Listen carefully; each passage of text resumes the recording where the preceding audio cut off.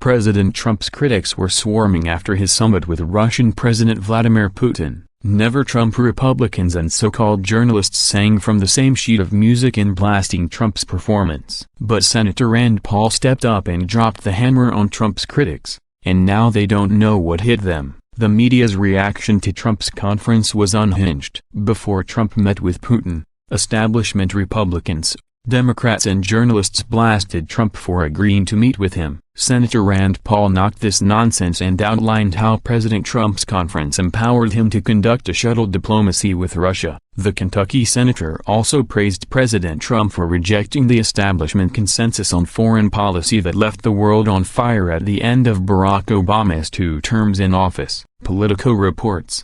Sen. Rand Paul, Archie, whose non-interventionist streak has long put him at odds with GOP foreign policy orthodoxy, plans to travel to Russia in early August to play shuttle diplomacy for Trump. In an interview on Monday, Paul said he hopes to meet with Trump before he heads overseas to see if there's anything he wants US to follow up on. It's gotten so ridiculous that someone has to stand up and say we should try to engage even our adversaries and open up our lines of communication, Paul said. We're going to talk to the president about some small steps in order to try to thaw the relations between our countries, but that was nothing compared to what happened after the meeting. John McCain smeared Trump as disgraceful. Rhino Senator Lindsey Graham tweeted his disapproval.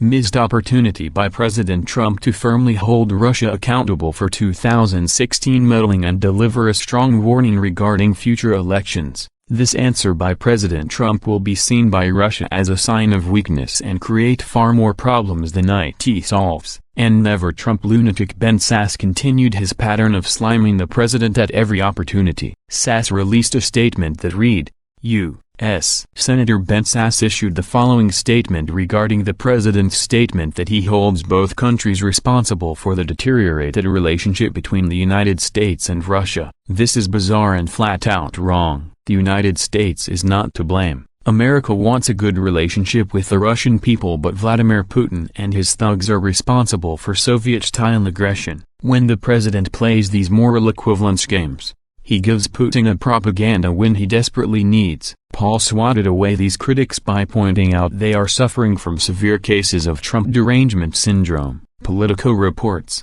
But Paul chalks that up to Trump derangement syndrome. He believes his trip, planned in concert with the libertarian-leaning Cato Institute, will allow the United States to eventually make inroads with Russia in the ongoing civil war in Syria, denuclearizing North Korea and getting Russian troops out of Ukraine. Republicans that are making the criticism are either the pro-war Republicans like McCain and Graham or the anti-Trump ones like Sasse, Paul said. They are motivated by their persistent and consistent dislike of the president. President Trump tweeted out a comment Senator Paul made in a TV interview where the Kentucky senator cut to the heart of the matter. Thank you at Rand Paul. The president has gone through a year and a half of totally partisan investigations. What's he supposed to think? Paul had pointed out that Trump has been subject to 2 years of partisan investigations, including the Mueller probe, where the only goal is to destroy his presidency and drive him from office. So when Trump is questioned about election meddling,